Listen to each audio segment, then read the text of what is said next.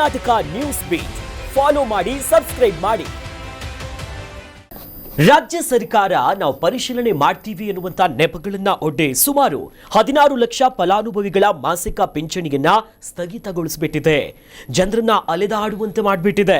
ವೃದ್ಧಾಪ್ಯ ವೇತನ ಇರಬಹುದು, ವಿಧವಾ ಅಥವಾ ಅಂಗವಿಕಲರಿಗೆ ಕೊಡುವಂತ ವಿಶೇಷ ಚೇತನರಿಗೆ ಕೊಡುವಂತ ವ್ಯವಸ್ಥೆಗಳೇನಿದೆಯಲ್ಲ, ಈ ಸಾಮಾಜಿಕ ಭದ್ರತಾ ಯೋಜನೆಗಳ ಪಿಂಚಣಿ ಹಣ ಕಳೆದ 3 ತಿಂಗಳಿಂದ ಅವರ ಅಕೌಂಟ್ಗಳಿಗೆ ಹೋಗೇ ಇಲ್ಲ, ಸ್ಥಗಿತ ಆಗಿದೆ. ಇದನ್ನೇ ನಂಬಿದಂತ ಕುಟುಂಬ ಈಗ ಕಳವಳವನ್ನ ವ್ಯಕ್ತಪಡಿಸ್ತಾ ಇದೆ. ಸರ್, ಸಾಮಾನ್ಯವಾಗಿ ಗ್ಯಾರಂಟಿ ಯೋಜನೆಯಲ್ಲಿ 2 ತಿಂಗಳು 3 ತಿಂಗಳು ಹೆಚ್ಚು ಕಡಿಮೆ ಆಯ್ತಂದ್ರೆ ಆ ಲೆಕ್ಕಾಚಾರವೇ ಬೇರೆ. ಅಂದ್ರೆ ವೃದ್ಧರು ಇದ್ದಾರೆ, ವಿಧವೆಯರಿದ್ದಾರೆ, ವಿಶೇಷ ಚೇತನರಿದ್ದಾರೆ.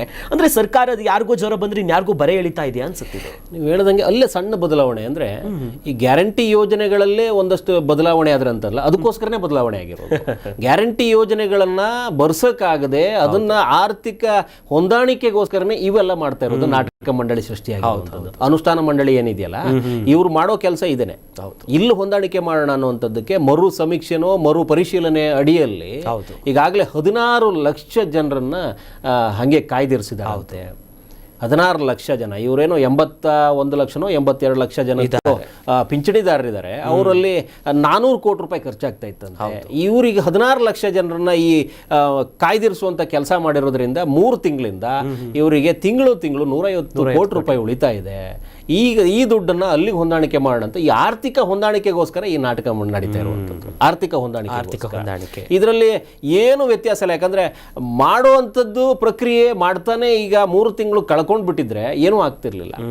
ಇವರು ಸಮೀಕ್ಷೆ ಮಾಡೋ ಸಂದರ್ಭದಲ್ಲಿ ಸ್ಟೇ ಮಾಡ್ಕೋಬೇಕಾದ ಅವಶ್ಯಕತೆ ಇಲ್ಲ. 3 ತಿಂಗಳಿಂದ ಈಗ ಬಡವರು, ಹಳ್ಳಿಗರು ಹೆಚ್ಚಾಗಿ ಇಂಥ ಹಣವನ್ನು ಔಷಧಿಗೋ ಅಥವಾ ದಿನಬಳಕೆಯ ವಸ್ತುಗಳನ್ನು, ದಿನನಿತ್ಯದ ಖರ್ಚಿಗೋ ಒಂದಷ್ಟು ಅದನ್ನು ವೃದ್ಧಾಪ್ಯ ವೇತನ, ವಿಧವಾ ವೇತನ, ಈ ವಿಶೇಷ ಚೇತನರ ವೇತನಗಳನ್ನು ಅವರು ಅದನ್ನೇ ನಂಬಿಕೊಂಡು ಕೂತಿರ್ತಾರೆ. 2,000 ಬರುತ್ತೆ, 3,000 ಬರುತ್ತೆ ಅಂತ. ನಿಮ್ಮ ಗ್ಯಾರಂಟಿ ಯೋಜನೆಗಳಿಗಿಂತ ಹೆಚ್ಚಾಗಿ ಆ ಕಾಲದಿಂದ ನಂಬ್ಕೊಂಡು ಬಂದಿರೋ ಹಣ ಇದೆ ಯೋಜನೆಗಳು, ಪಿಂಚಣಿ ಯೋಜನೆಗಳು.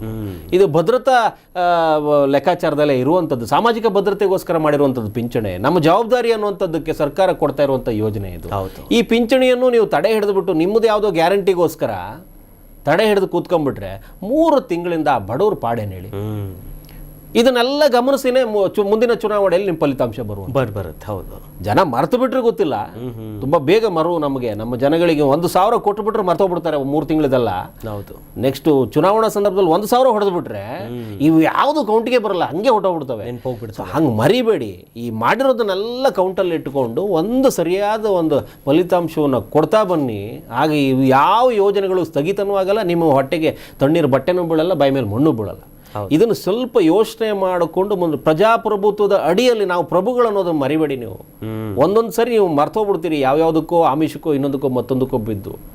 ಎಲ್ಲವನ್ನು ನೋಡ್ಕೊತಾ ಬನ್ನಿ. ನಿಮಗೋಸ್ಕರ, ನಿಮ್ಮ ಭದ್ರತೆಗೋಸ್ಕರ ಒಂದು ಎತ್ತಿಟ್ಟ ಯೋಜನೆಯನ್ನು 3 ತಿಂಗಳಿಂದ ಕಾಯ್ದಿರಿಸ್ತಾ ಇದ್ದಾರೆ. ನಿಮಗೆ ನಿಮ್ಮ ಖರ್ಚುಗಳಿಗೆಲ್ಲ ಅಡದಾರಿ ಹಿಡಿಸ್ಕೋ ಪ್ರಯತ್ನ ಮಾಡಿದ್ದಾರೆ ಅಂತಂದರೆ 3 ತಿಂಗಳಿಂದ ಪಾಪ ಬಡವರು ಏನಾಗಬೇಕು?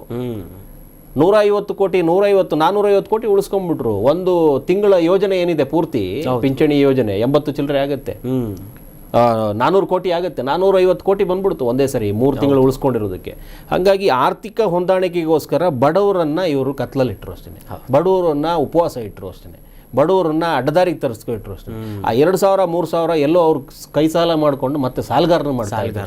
3 ತಿಂಗಳಿಂದ ಅವ್ರ ಪಾಡಿಗೆಲ್ಲ ಇವರೇ ಕಾರಣ ಆಗ್ತಾ ಬಂದಿದ್ದಾರೆ. ಹಂಗಾಗಿ ಹಿಡಿ ಶಾಪ ಹಾಕಿರ್ತಾರೆ. Yes, Karnataka news beat follow ಮಾಡಿ, ಸಬ್ಸ್ಕ್ರೈಬ್ ಮಾಡಿ.